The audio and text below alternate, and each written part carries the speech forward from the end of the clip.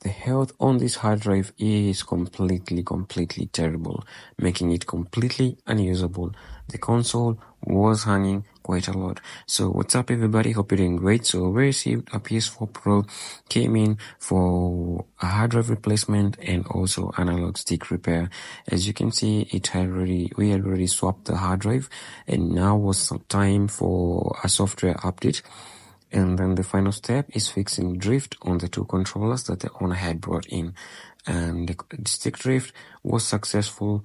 The analog sticks had to be replaced. They were completely broken. And the entire job went on successfully.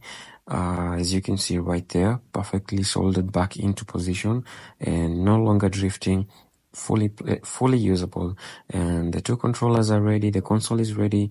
As you can see, the FIFA 22 was already starting to copy the files, no longer lagging. See you in the next one.